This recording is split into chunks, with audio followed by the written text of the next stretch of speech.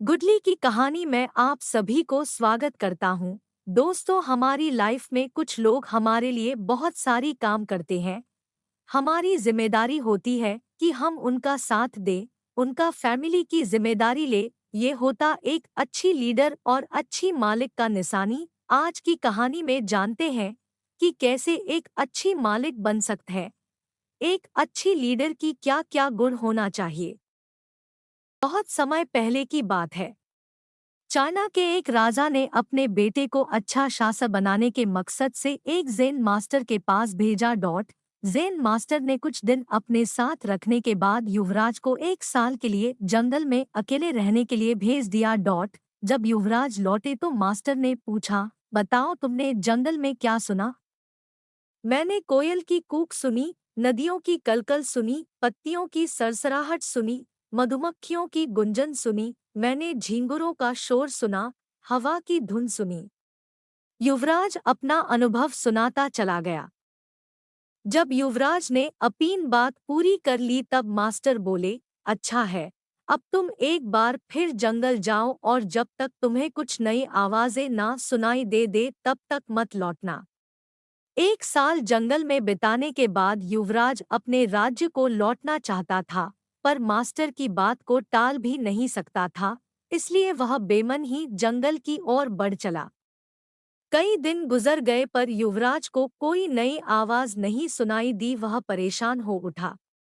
उसने निश्चय किया कि अब वह हर आवाज को बड़े ध्यान से सुनेगा।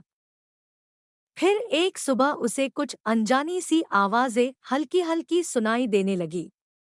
इस घटना के कुछ दिनों बाद वह ज़ेन मास्टर के पास वापस लौटा और बोला, पहले थी मुझे वही ध्वनियाँ सुनाई दी जो पहले देती थी, लेकिन एक दिन जब मैंने बहुत ध्यान से सुनना शुरू किया तो मुझे वो सुनाई देने लगा जो पहले कभी नहीं सुनाई दिया था।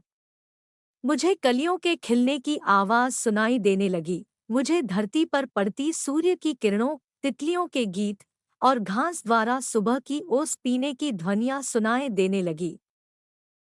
यह सुनकर ज़ेन मास्टर खुश हो गए और मुस्कुराकर बोले, अनसुने को सुनने की क्षमता होना एक अच्छे राजा की निशानी है।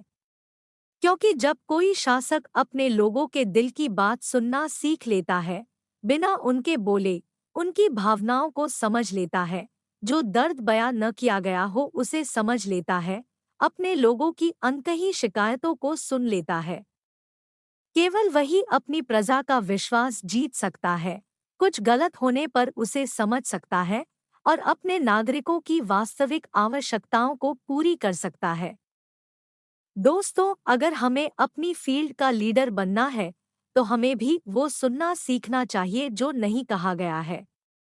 यानी हमें उस युवराज की तरह बिल्कुल अलर्ट होकर अपना काम करना चाहिए और अपने साथ काम करने वालों की ज़रूरतों और भावनाओं का ख्याल रखना चाहिए, तभी हम खुद को एक ट्रू लीडर की तरह स्थापित कर सकेंगे।